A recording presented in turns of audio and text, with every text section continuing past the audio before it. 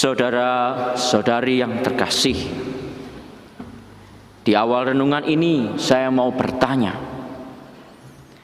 Anda semua yang hadir di tempat ini, yang ada di sini, telah memilih Kristus, betul ya?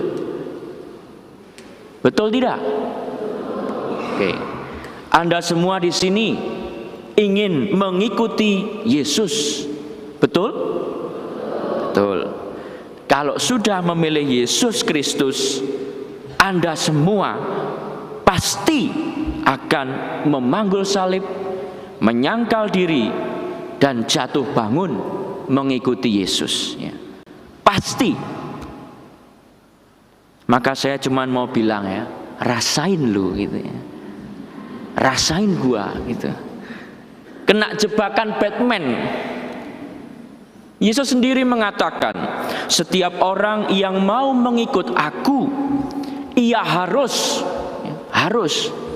menyangkal dirinya, memikul salibnya, dan mengikut aku. Kita sebagai orang beriman tidak bisa mengelak dari salib. Walaupun kita tidak mau, tapi karena kita sudah memilih Yesus dalam hidup kita, kita akan panggul salib itu. Yesus yang akan buat kita panggul salib.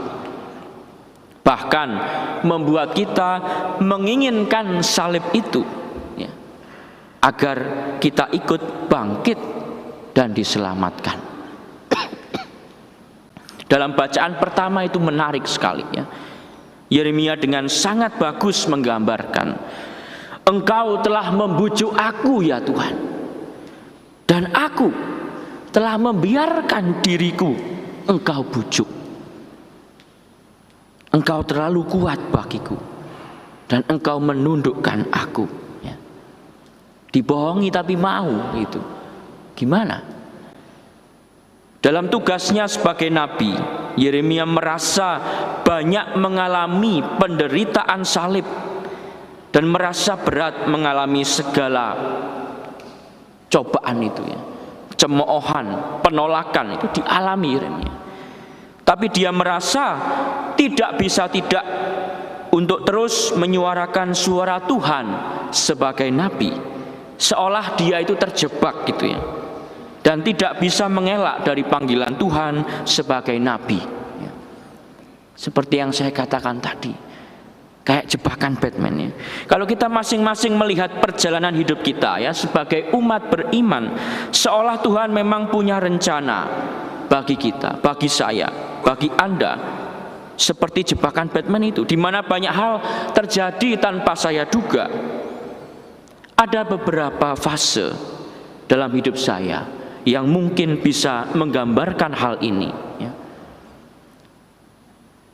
Papa saya dulu Kristen, mama saya Katolik ya. Lalu papa menjadi Katolik dan menikah dengan mama saya di gereja ya. Nah ini jebakan yang pertama ya. Saya dibaptis bayi ya. Saya tidak memilih, Tuhan sudah pilihkan untuk saya. Oke, itu yang pertama. Lalu beranjak remaja ya, saya itu anak yang tidak betah di rumah. Akibatnya saya suka main keluar rumah ya, di lapangan olahraga, main ke rumah teman ya sampai malam, dan juga di gereja. Dan saking gak betahnya, saya kabur masuk ke asrama seminari. Ini jebakan yang kedua. Di seminari sebagai anak SMA waktu itu, saya didorong untuk memutuskan mau jadi romo atau tidak. Pusing saya, anak SMA suruh mikir begini gimana gitu. Stres waktu itu ya. Bahkan setelah memutuskan harus ngomong sama mama papa bahwa apa yang menjadi keputusan saya. Saya mau jadi romo gitu, harus ngomong ke mama papa. Padahal dulu saya cerita punya pacar aja takut. Sekarang harus ngomong gitu. Berat rasanya. Lanjut lagi. Memilih mau jadi romo apa. Saya memutuskan jadi Romo Serikat Yesus atau Yesuit. Ini jebakan yang ketiga. Waktu itu saya lihat Romo Yesuit memang seperti pasukan elit gitu ya, tapi imam gitu. Apalagi pendirinya Santo Ignatius Loyola itu memang punya latar belakang kesatria, perang gitu. Dan saya lihat banyak karyanya ya, di pendidikan, di sosial, di paroki ya, ada ilmuwan macam-macam. Wah, ini cocok ini saya. Ya nggak bisa diem ini, kayaknya cocok ini, banyak pilihan begitu ya. Tapi setelah saya masuk Serikat Yesus, semua impian saya itu hancur. Jadi Yesuit itu sama sekali tidak elit, melainkan sederhana dan hina dina. Kami pendosa yang dipanggil. Saya diminta jalan 350 kilo ya, selama 10 hari, tanpa bawa uang, tanpa bawa bekal. Ngemis saya gimana? Kuatnya sih kuat, tapi malunya itu luar biasa. Minta makan, minta tidur, tempat untuk istirahat. Itulah salib yang harus saya panggul. Dan saya yakin Anda semua di sini punya pengalaman macam itu dalam setiap fase hidup Anda ya, fase hidup tertentu dalam hidup Anda, di mana Anda dibawa, Anda dituntun sadar atau tidak sadar, mau atau tidak mau, untuk memanggul salib, menyangkal diri dan mengikuti Dia.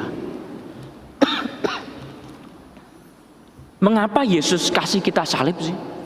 Jahat Dia gitu. Tidak. Itu karena Yesus tidak mau satupun dari kita yang percaya kepadanya tersesat, hilang, dan tidak selamat. Dan karena jalan satu-satunya pada keselamatan itu, pada kebangkitan adalah salib, maka Dia buat kita panggul salib. Ya, karena hanya melalui salib itu ya, tidak ada jalan lain. Kita sering berpikir hidup kita bisa berubah dengan mudah, dengan instan setelah memulai suatu fase hidup yang baru. Setelah kita lulus pendidikan ya, kita pikir kesuksesan pasti terbentang di luar sana gitu ya. Setelah mengucap kaul kekal atau tahbisan, hidup religius kita pasti tenang gitu ya. Setelah kita menerima sakramen perkawinan, keluarga kita pasti bahagia. Ternyata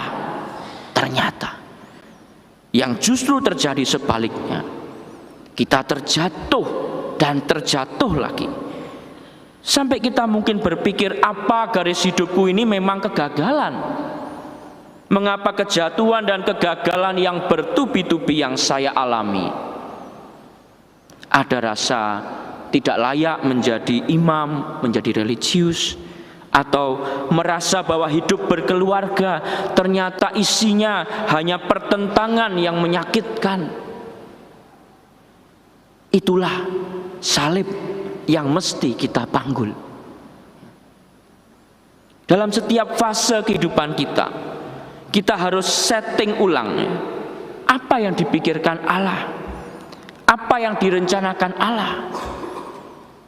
Dan itulah yang namanya pertobatan. Itulah salib yang harus kita panggul. Itulah mengapa Yesus itu menegur Petrus di Injil tadi.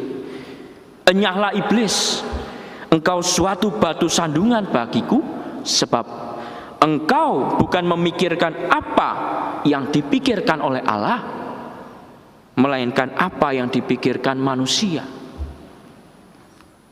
Cara pikir kita, cara hati kita merasa, cara kita bertindak harus terus disetting ulang gitu. Disesuaikan dengan cara pikir Yesus, cara merasa Yesus, cara Yesus bertindak.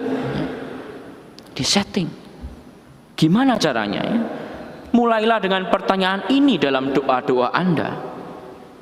Apa yang akan Yesus perbuat kalau Dia dalam situasi yang sedang aku alami?